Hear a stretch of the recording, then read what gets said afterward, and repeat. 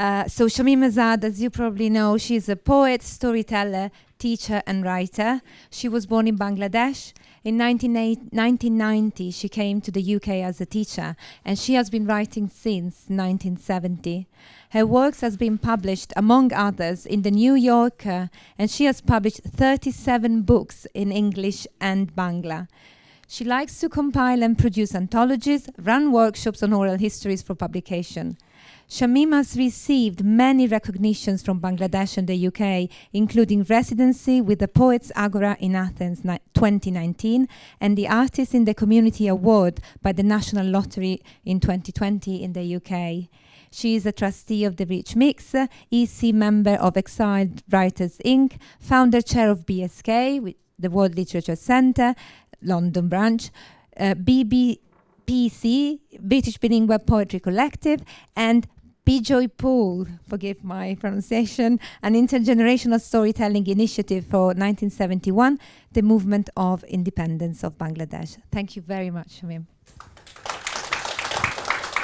Thank you, Clelia. That says about my age, isn't it? I have lived for a long time.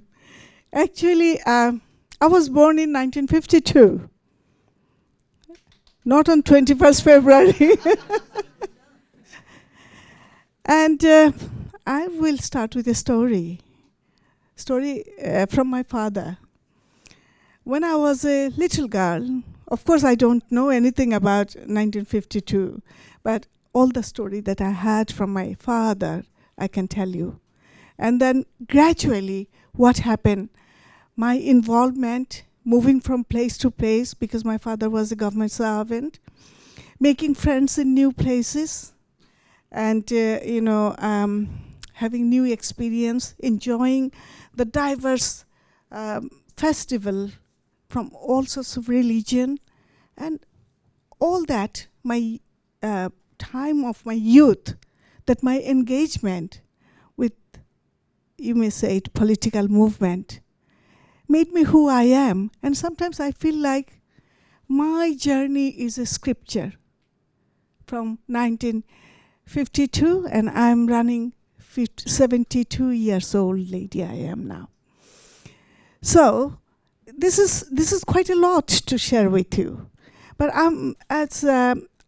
it is about the storytelling, so I'll tell the story.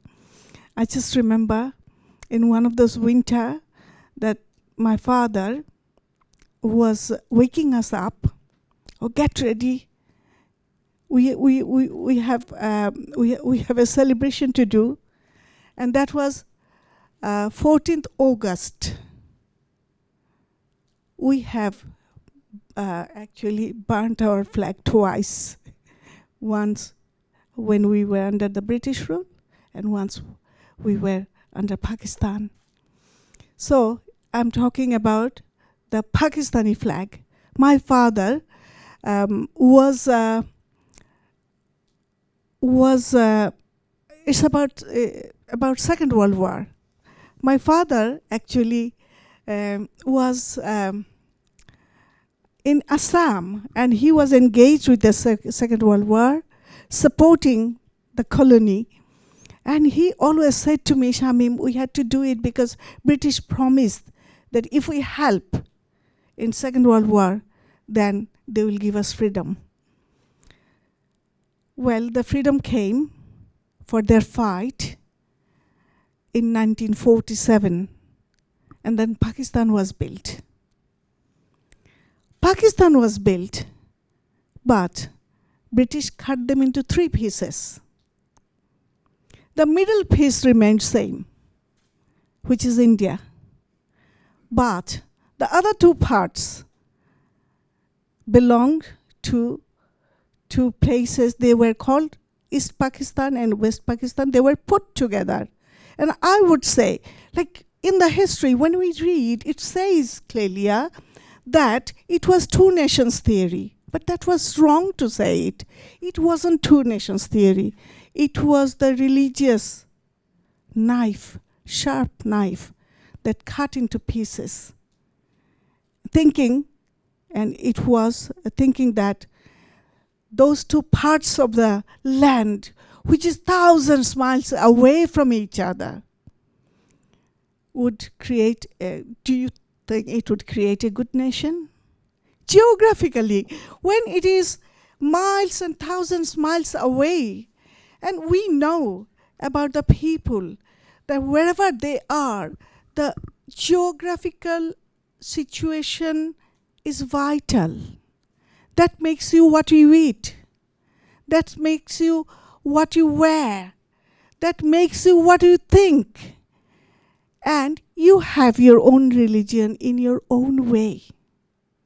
That cannot match with the other part, which is thousands miles away. But my father fought for Pakistan's independence. So he used to wake us up, and we had a little space cemented, and there was a bamboo stick over there, and on the top, a Pakistani flag would be hanging there. And we three brothers and sisters, we would sing the Pakistani anthem, and he would hoist the flag. It would go on the top, and then, we all would salute. My father was the leader. So can you imagine? This is how I grew up with. This is not an illusion. It is very practical to believe in Pakistan, saying this is good for us. So how did I become disillusioned and fought for the independence of Bangladesh? Actively was engaged in 1971. That is the story. It was 1948, immediately after the birth. And I'm sure all of you know that the central government of Pakistan wanted Urdu to become the state language. But when in terms of people, majority people were living in the part which is East Pakistan. And their language is Bangla. So it was an imposition on them. And I heard that when I was born in 1952, everywhere in the chai shop, in offices, in the educational institutions, and in the even my father's office, in the lunch break, everybody was talking about this Urdu being chosen as the national language. And all these people throughout the whole country were very unhappy. They said, we cannot accept it. So this is the start. This is like a seed of the independence. Bangladesh independence was sown through this language movement. So what happened? People didn't accept it. And like every country, the young people, they take the lead.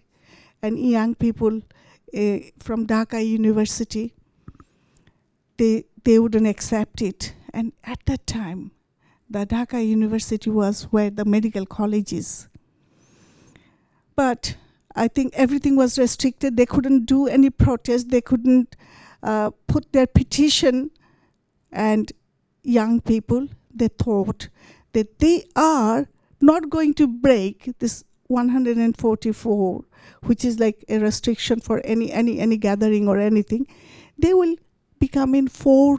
So all of them were gathered there in the medical college where the Amtola, they said the huge mango tree, and young men and women, they come into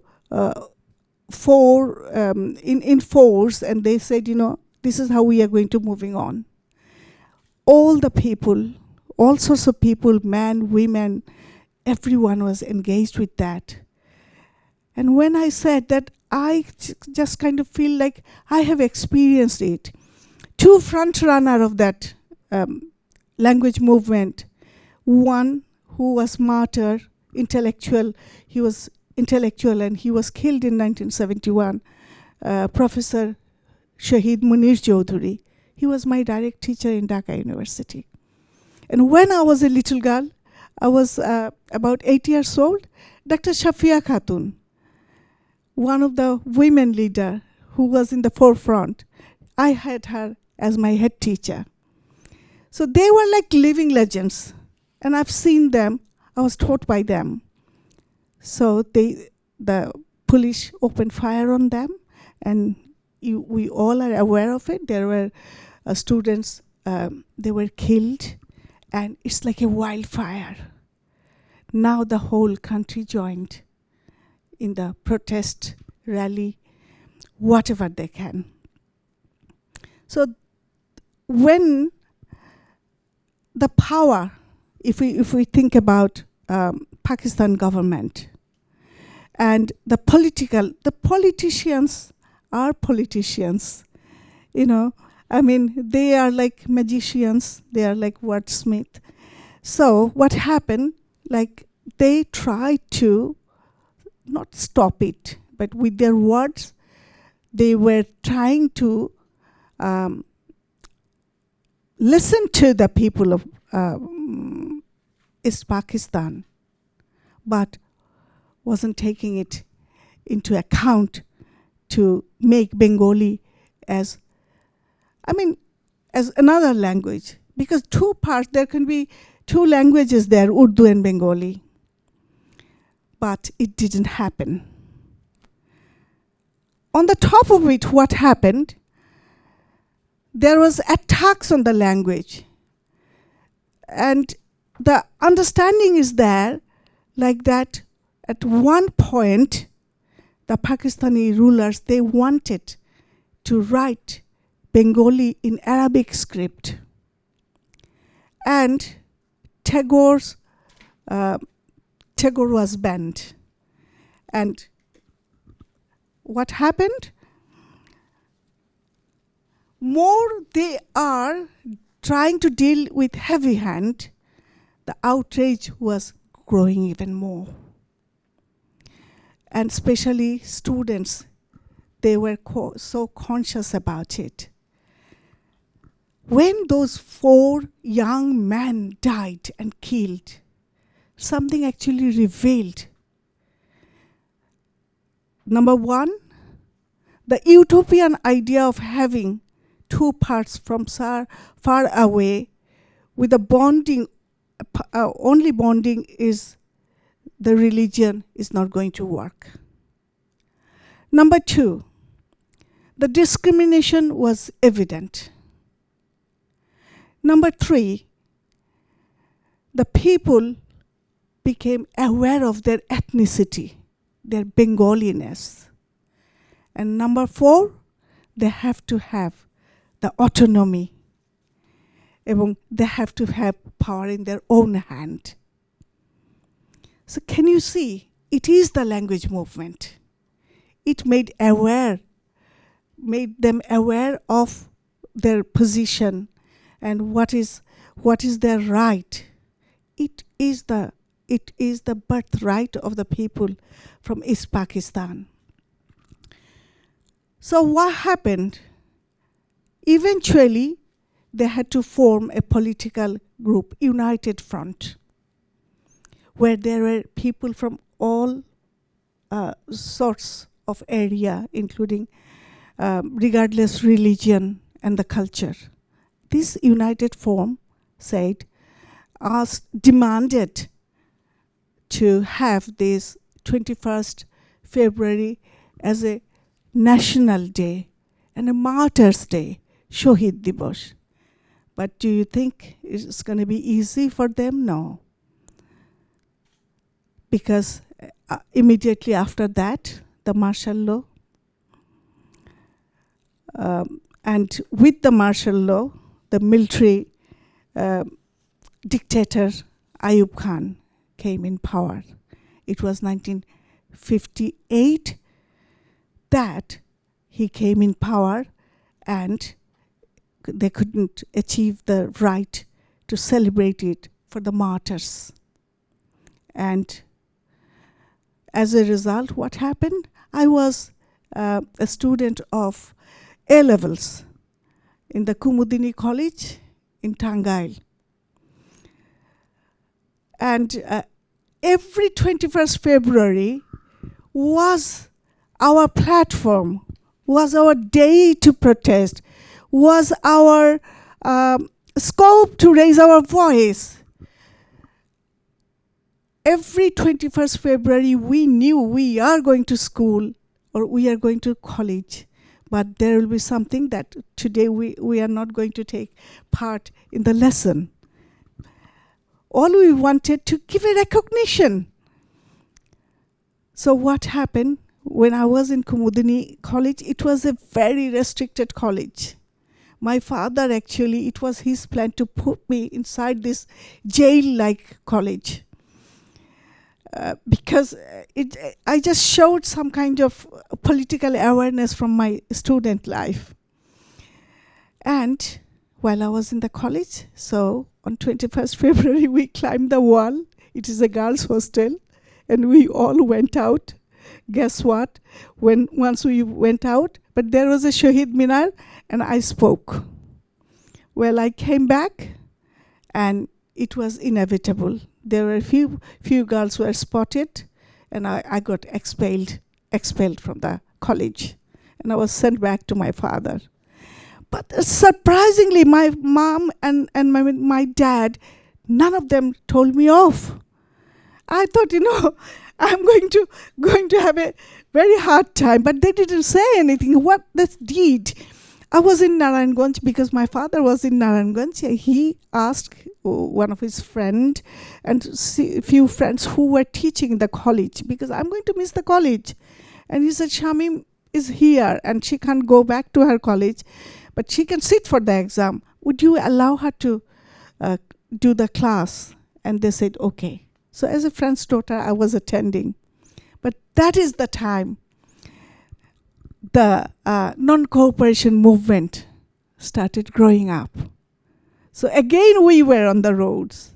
I remember the road was called Qaid-e-Azam Road. Now this is Bangabandhu Road. And we are raising our hand and asking and demanding to declare 21st February as a national Martyrs' Day and a national holiday.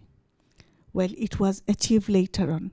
But Ayub Khan, the military dictator, he was trying to handle the matter heavy-handedly. And that was the wrong thing.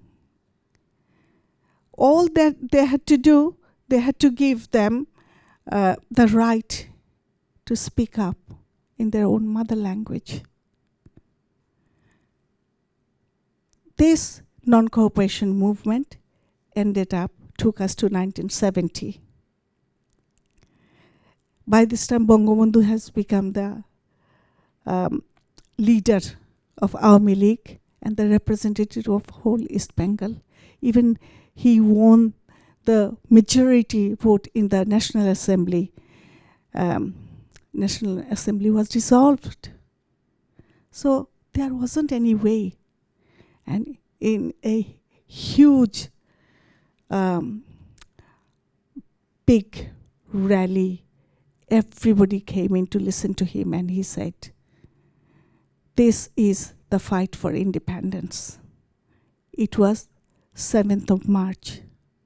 But the students of Dhaka University, they already hoisted a flag, which is not Pakistani flag, on 3rd March. So he knew the whole nation is behind him.